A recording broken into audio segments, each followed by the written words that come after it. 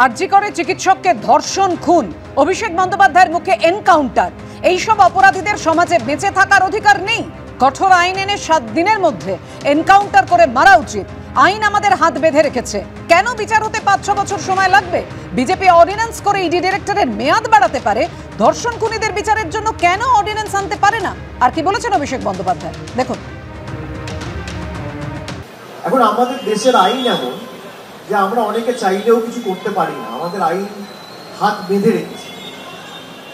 এই সমস্ত ঘটনা যারা ঘটায় তাদের সমাজে থাকার অধিকার নেই। যাদের সরকার রয়েছে তারা অর্ডিন্যান্স করে ইডি ডাইরেক্টরের মেয়াদ বাড়াতে পারে, তা অর্ডিন্যান্স করে এই বিল আনতে, অর্ডিন্যান্স করে একজন ধর্ষক বা একজন খুনির যাতে 7 দিনে বিচার হয় এই অধ্যাদেশ আনতে পারে না কেন? নির্ভয়া হয়েছিল 2012 সালে দিল্লিতে, আপনি বলুন তো। তারপরে একের পর এক ঘটনা, যে উত্তরপ্রদেশে ঘটুক, মহারাষ্ট্রে ঘটুক, কর্ণাটকায় ঘটুক, গুজরাটে ঘটুক বা বাংলায় ঘটুক, সমাজের পক্ষে তো লজ্জাজনক, দুর্ভাগ্যজনক, নরকীয়। কেন 5 বছর 6 বছর লাগবে ট্রায়াল হতে? আজকে যেই ঘটনাটা ঘটালো, আপনারা মনে করেন তার সমাজে বেঁচে থাকার অধিকার রয়েছে? আমি মনে করি আইনসভায় এমন কঠোর আইন আনা দরকার যেখানে 7 দিনের মধ্যে এই খুনি এবং ধর্ষকদের একদম এনকাউন্টার করে মারা উচিত। তৃণমূল কংগ্রেস বলছে এনকাউন্টারের কথা, যারা সারা দেশে কোনো এনকাউন্টারের ঘটনা ঘটলে তার বিরোধিতা করে, পশ্চিমবঙ্গে দাঁড়িয়ে ক্যাপিটাল পানিশমেন্টের বিরোধিতা করে। আসল কারণ কি?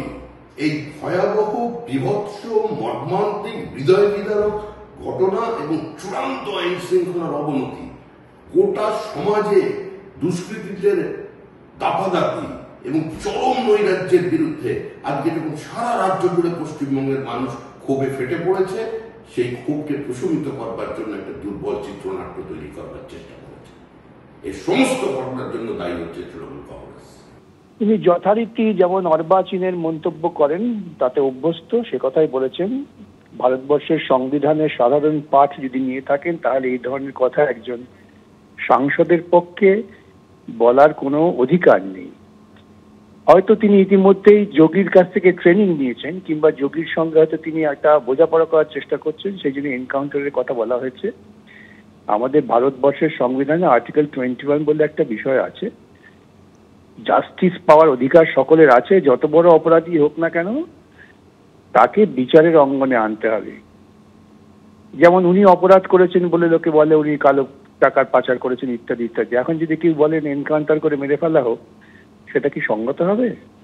হবে না। উনি তো আইনের অধিকার রক্ষার জন্য বারবার সুপ্রিম কোর্ট যাচ্ছেন, উনিও তো অভিযুক্ত। আজকে যারা এই মারাত্মক জঘন্য অপরাধটা করেছেন সেও অভিযুক্ত। এখন এই এনকাউন্টার করে মেরে ফেলার তত্ত্বটা হাজির করছেন উনি কি আসল অপরাধীদের আড়াল করবার জন্য? এই একটা প্রশ্ন কিন্তু আমার মনে আসছে। কেন ওই সিভিক ভলেন্টিয়ার এরকম একটা ঘটনা ঘটিয়েছেন, এই তদন্তের মধ্য দিয়ে আরো অনেক তথ্য বেরিয়ে আসবে না তো? সেই ভয়ে বলছেন না তো?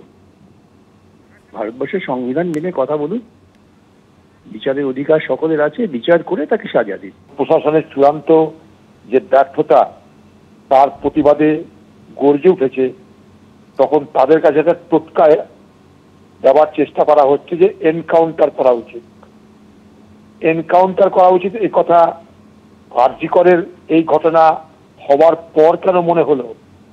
এই পশ্চিমবঙ্গে যে ধর্ষণ হচ্ছে না, প্রতিবাদ করছে, সেখানেও পুলিশ হামলা করছে, সেখানেও চিকিৎসকদেরকে মারছে।